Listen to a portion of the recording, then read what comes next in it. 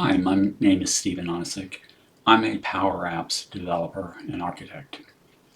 I'm continuing a series I started on untyped objects in Power Apps. This time I'm excluding the external data returned by flows. The focus is on the use of untyped objects in Power Apps as versatile data structures. And we will also use the untyped objects used in conjunction with the Power App table function. Understanding and effectively working with untyped objects is a way to leverage dynamic data returned by flows and graph APIs.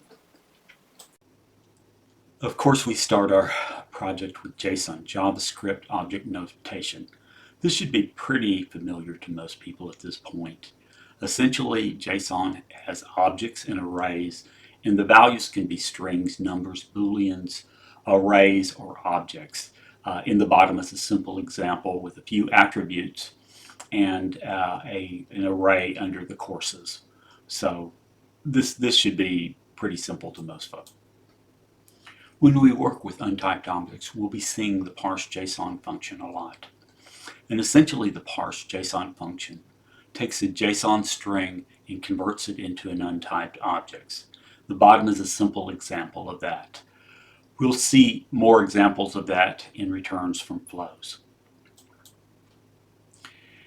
Here we see the return of the JSON from a flow converted first into an untyped object, and then that untyped object converted into a Power Apps table. We'll be using this directly in the project. We'll be getting all of our JSON data, which is actually the products table, from this GitHub resource. I'll list the URL below the video description, but we're going to essentially be looking at the 190 plus products. Just clicking on that URL, we get something like this. Now, the Edge browser has this pretty print so that it actually separates it into structured JSON. So what we see here is we see a product that has an array of products, that has an attribute that has an array of products. And what we see are a lot of simple attributes like ID, title, price. But we also see some arrays within there like tags, and we'll actually list out the ratings, which is another. So what we'll have to do for the ratings is we'll actually have to, our reviews, we'll have to create a table, a subtable, a subgallery under our main gallery to show these, but we'll do that in our project. One thing I need everyone to be aware of, especially when working with untyped objects, is we need to check the authoring version of our Power App, and we need to make sure that it's the recommended version. Now, for those, and we'll demo this, it's under the Settings, Support, Authoring Versions, and we need to hit the Edit button. And if it is, we just leave it alone, but if it's not, we need to go ahead and change it, and that will actually reload the app. So we want to do that at first. Now I will demonstrate returning JSON from a flow, converting that JSON into an untyped object, and using that untyped object to create a Power Apps table, and then using that table as a data source. I've already created parts of this project since I thought it was more important to explain what it was doing than have you watch me create all the pieces, since a lot of them are fairly basic to begin with.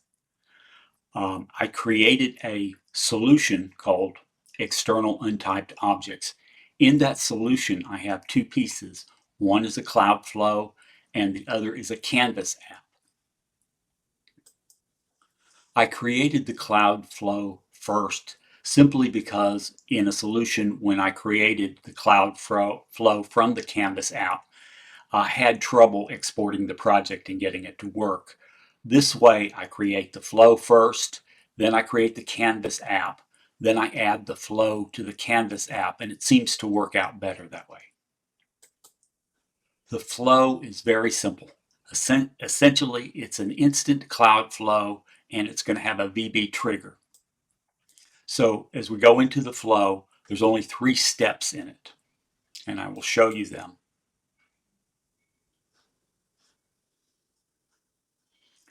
The first step is the trigger, where we use text as a parameter, site URL. That way this is flexible and you can put in different sites. Next is a HTTP action. Two things we set, the get property and we get the site URL from the input.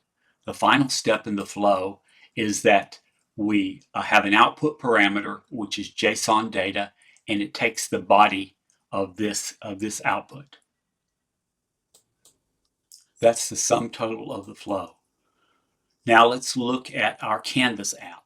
Again, this was all made within the solution. And one thing I need to tell you about solutions that you might not have seen, but if you ever get into an installation that has hundreds of flows, if you make solutions with the flows, they're a lot easier to find than to scroll through all of the different flows in the normal flow dialog. So the next thing we're going to get into is the Canvas app called Manipulating External Data.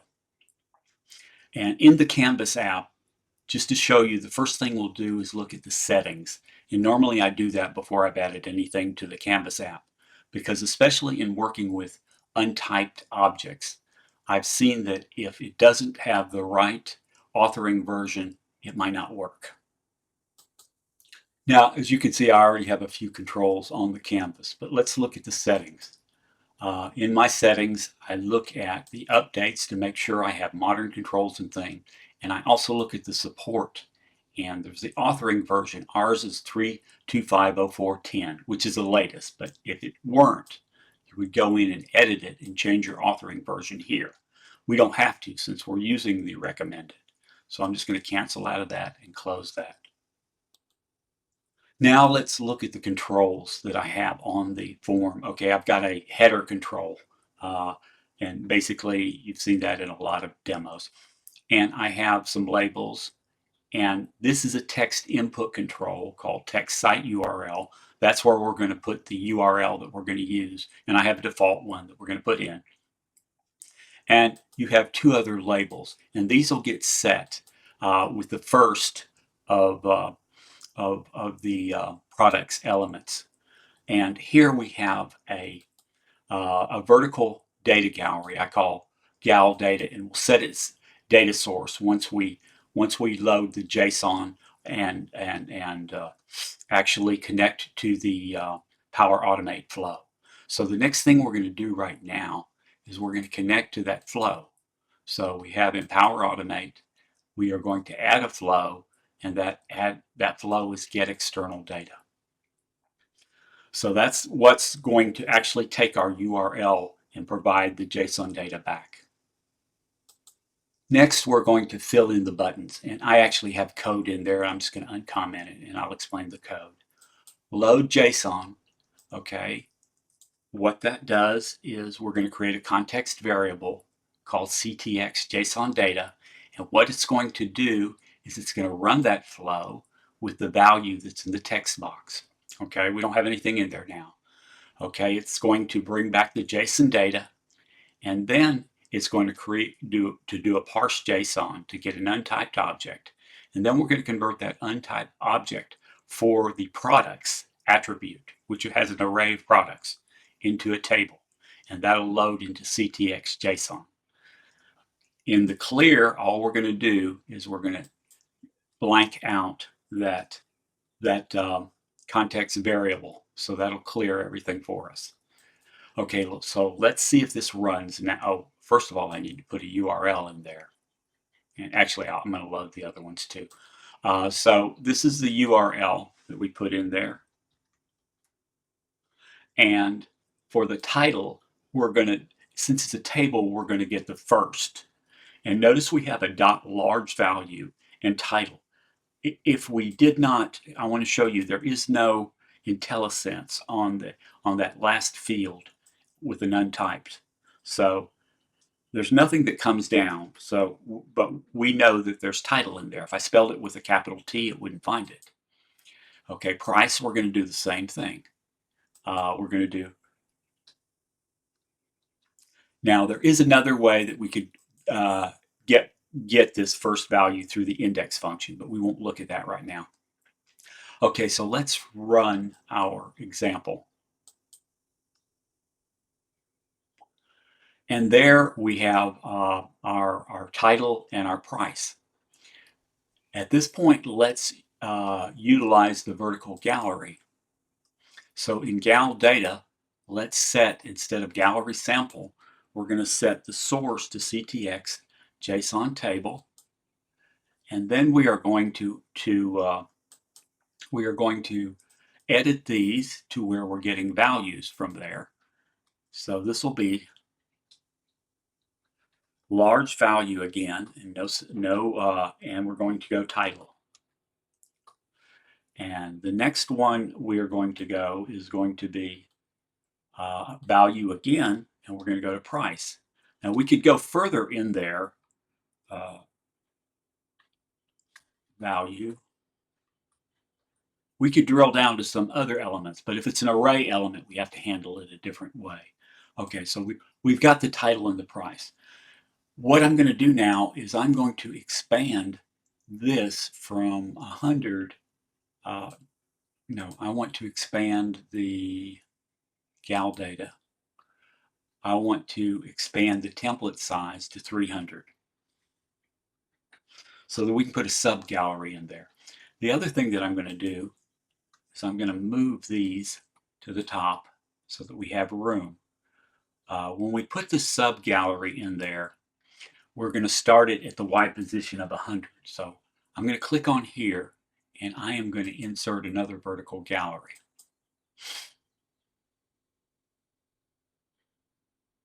And we'll set the data source in a minute. I'm going to set this to title and subtitle. And I'm going to start it at position 100 in Y, going down. So that, and I also want the template size to be 60, and I want the total size for this to be 200. So, because remember we have 300 in our, okay, so at this point we see the sub gallery. Now let's set the data source. So the data source is going to be, we have to use the table function again. .value, .reviews, and let me do a parentheses. And now we need to set each individual item in there. So that's going to be this item,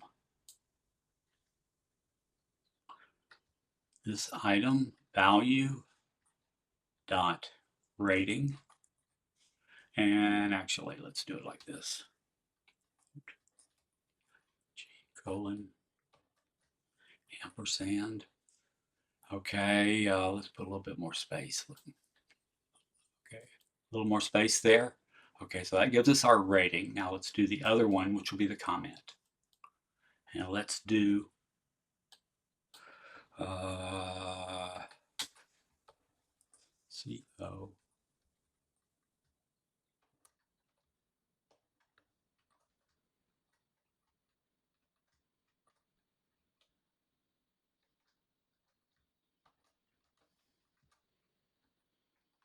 Value.comment. And that gets us our comment. So here we have a grid. One thing that this kind of annoys me is in the subgrid. Let me click in the. I'm just going to call that gal sub gallery. That rectangle, I don't want that. I do not want that rectangle right there, so I'm going to delete it. So at this point, if we run this, you'll see we have a grid at the top and a subgrid, and we could make this prettier if we wanted. But what you see is that we've taken that external data and used the table function more than once. So this completes our demo for the using external data in untyped objects and also the Power Apps table function. Final thoughts for this demo. Untyped objects are used in many applications in handling them with external services and conversions. JSON is a way of life. There are great courses on Udemy and plenty of YouTube videos. And when you're learning JSON in Power Apps, concentrate on the ParseJSON and the JSON functions. Also the Power Apps table functions. And especially in working with untyped objects, check the authoring version in Power Apps. And I want to remind you that below the video description are links to the data sources and links to a project. And I want to thank you for watching this video, and I appreciate any comments that you can give me. Thank you.